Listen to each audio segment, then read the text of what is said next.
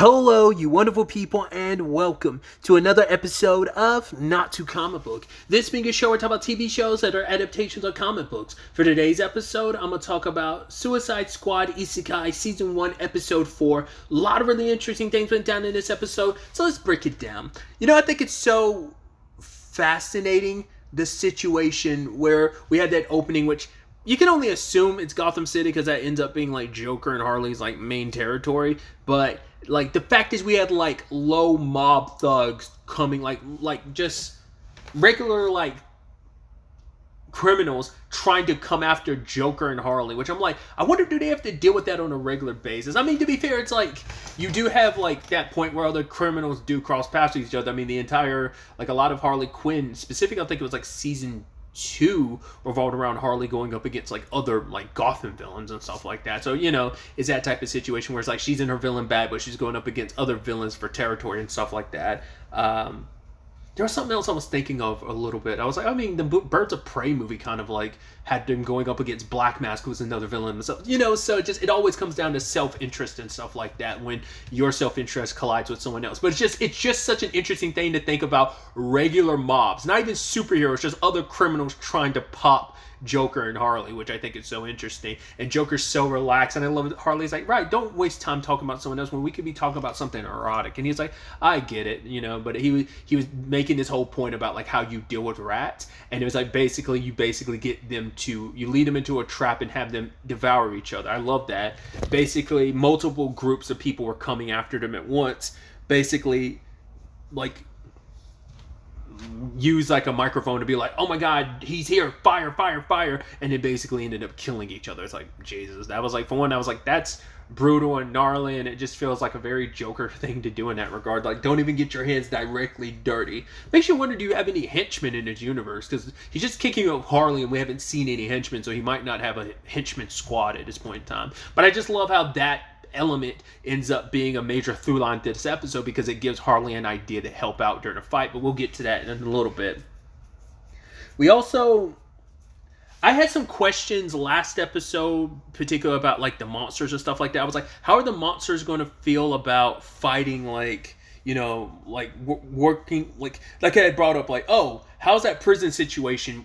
Like, the monsters had kind of taken control of the place with the Suicide Squad. I'm like, how was that handled? It seemed like that was probably just like nipped in the bud, like extra soldiers came to like rein that back under control, because later on they bring in the monsters for help, like the orcs and ogres and all of them, and the pigs. But we found out that the beastmen that work with the kingdom didn't always work. I mean, with the Imperial Kingdom, like, didn't always work with them. They used to be on like the Queen's side and stuff, which I was like, oh, interesting. Because we saw like a younger Fiona, and she had like a beastman friend. I was like, wait, what? I was like, oh. So I thought it was like humans versus like all other creatures. It's like, no, apparently the elves and the beastmen were on the kingdom side at one point in time. But I was like, what happened?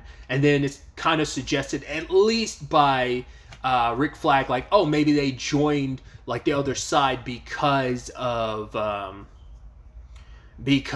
Ratcatcher, which even Deadshot's like, no, that's not 100% guaranteed, because that dude could only control rats in our world. But we've seen that their abilities have expanded. But we find out later on, it's like, oh, Ratcatcher's powers hadn't fully expanded, because his power is based around tech. I mean, I'm basing that just purely on Ratcatcher 2 in the Suicide Squad, but it's just based around tech, and now he has like a more enhanced staff which allows him to control. So it's more so like, it's not even a power, whereas like, hey, at least Clayface's power has like once again expanded, but it doesn't seem like that was necessarily reflective with Ratcatcher. He just had equipment that kind of expanded his power.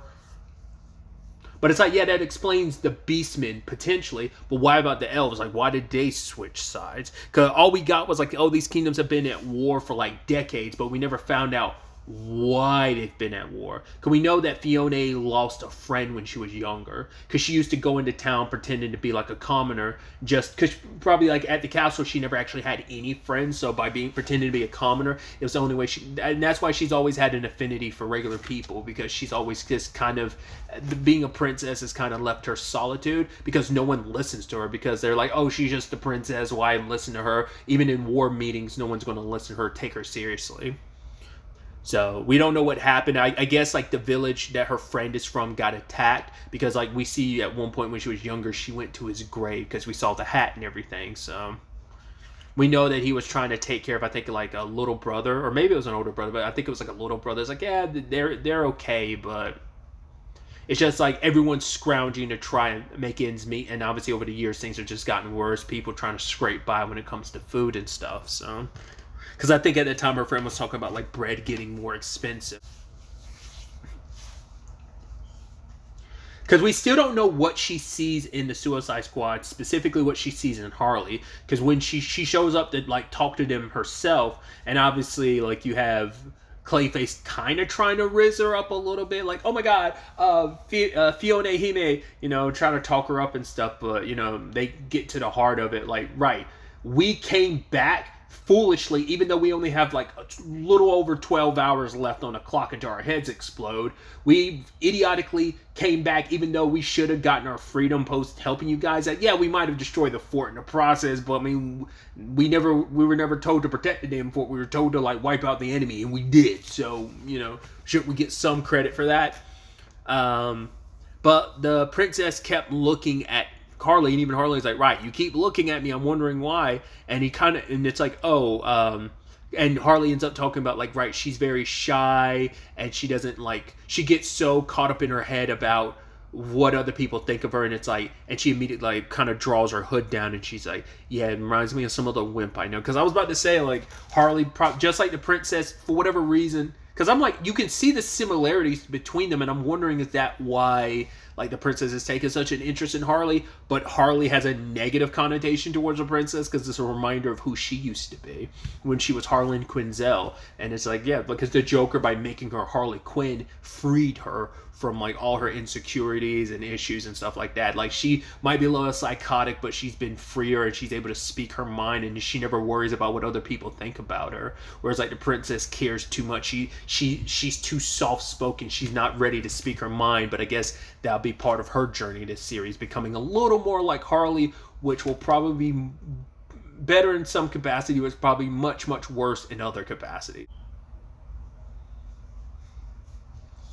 With Ratcatcher approaching, like, he's going to reach the kingdom in basically like a day or two, so it's like, right, we have to stop them, but the problem is the people at the fort won't be able to do anything about it. There's not enough people there to reclaim the fort, there's not enough people stationed there, plus Ratcatcher's got a massive army with him, so how do we deal with that? And that's where Harley kind of ends up connecting what Joker told her about dealing with rats, and it's very poetic in this case, dealing with a rat, surrounding himself by a lot of big beast, essentially.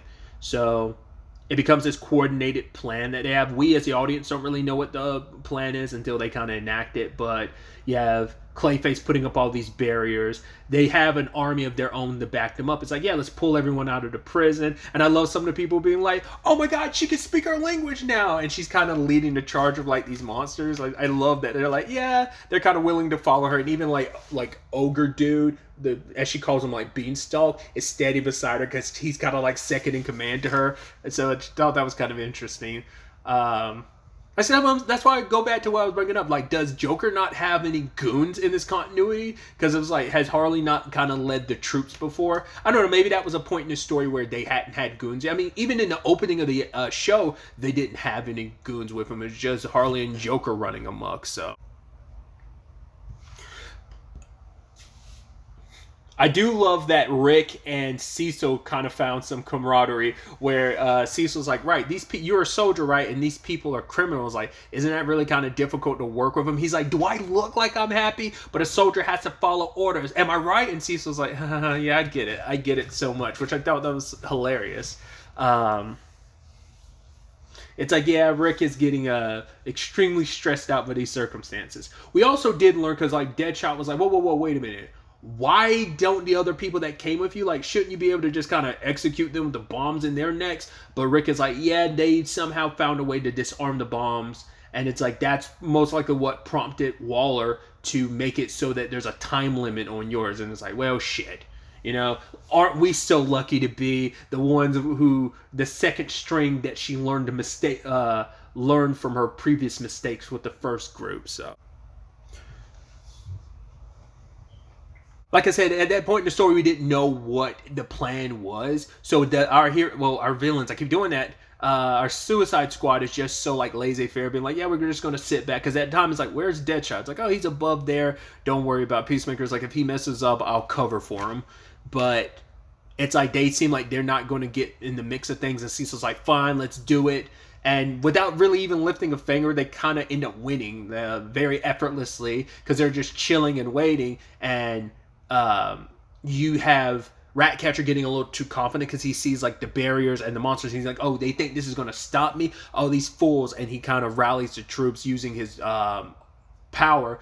But it presents an opportunity for Deadshot to shoot and destroy the thing that's controlling the beast, and they get set free, which he's like, hey, whoa, I was so nice to you guys. Like, I never really had any human friends. All I had were rats. Please spare me. And we don't know if they killed him or they just knocked him out, probably ripped him apart. This was payback for Deadshot, and I love that he's like, when it's all said and done, he's like, right. He's like, this will teach me not to be kind to people because all you're going to do is get a knife in the back. It's retribute, as a big thanks for your kindness. It's like, well, not realizing the hell he kind of put Ratcatcher to. It's like you feel bad for him that Deadshot's so dense, not realizing how much hell he put him through. So, but like I said, it was just so effortlessly dealt with. It's like, cool, all the Beastmen wanting to surrender. There was no bloodshed, maybe outside of a single bullet won that fight. Funny enough, it's like, that's pretty badass. And just the squad's like, all right, let's go find the gate. Let's move on. It's just like so casual. And it's like, oh, they won the battle. And everyone's excited. Oh my God, it happened. And the princess was like, oh my God, mother, look. And then she saw this like distorted look on her mother's face. Because this battle, I guess, has been the only thing that's kept them going. Because at a young age, her mom said, like, their duty is to end this long war. But it's probably a thing of, by staying constantly in battle, it has kept them in position. It's two things. One, by having this war, like I said, you prove yourself over and over again, like, oh, I'm the leader to lead us through this so no one would second guess me. But now you have someone usurping that a little bit once they so casually do what you haven't been able to do in so long. And so it's a little bit of that where I think she doesn't like. It feels like someone's challenging her power when they're coming in here effortlessly doing something she couldn't do. But maybe she, once again, isn't doing it on purpose. Like, maybe she's not trying to win. She's trying to keep this going, and that's how they maintain their power and position and status. Because she made such a point to her daughter that that's their duty, So, definitely seems like there's some nefarious stuff up with the Queen. I guess by the end of this, the Queen's going to get bumped off the throne. Whether she's killed, whether she's in prison. And Fiona's probably got to... I mean, she is the more kind-hearted person, so she is more... And she spent more time amongst the people. She cares about the people, whereas her mom doesn't. Because it's like, well, there's them and then there's us. Whereas Fiona sees like, no, it's just... we're all in this together trying to make it by. So we're supposed to help each other, but... her mom's just so focused on that status. So it feels like that's the direction that's going to go, but we'll have to wait and see if that ends up being the case or not. I wonder who's the next one of the kind of pseudo lieutenants or former Suicide Squatter that they'll go toe-to-toe with next. Will it be Thinker? Will it be Killer Croc? Which, like I said, I do believe he's one amongst their ranks, so... like I said, they're down to 12 hours, so hopefully they're able to get to the... Well, they should be able to get to the gate with enough time to reset their bombs, I would almost thought it'd be easier just to explain that to everyone that you're fighting alongside, but it's probably like, nah, either they won't believe you, or they could also, if they know they have that specific... I mean, they were kind of offhandedly referencing it around the Queen and stuff like that, and the War Council, but not enough detail that they'd fully understand it, but, because I feel like that'd be too much of a weakness that, like, right, they could exploit, like, oh, you do what we say, or we're going to make it so that you can't get a reset on your bombs, I'm very interested to see where things kind of go from here. And also, like I said, we've explored the Beastmen and they surrendered and they're about to work with the kingdom again. But once again, why were the elves? Why did they turn against it? Like, there's so much of that story. All we got was a little, hey, we've been fighting for decades. That's about it. No further explanation beyond that. So, like I said, it's probably going to be like a thing of, oh, you've been working with the people that you thought were the good guys, but they really weren't. The Queen... maybe the Imperial person in charge is more so a good person. Who knows? Maybe there are no good guys in this situation. Just people just making do. We've got a whole bunch of bad guys, and everyone else falls in between the gray area. I don't know. It's going to be interesting, like I said, to see where all that goes. But really, that's all I want to talk about. So the next time we meet, be happy, be safe, live life to the fullest, and enjoy it. Good day, and goodbye.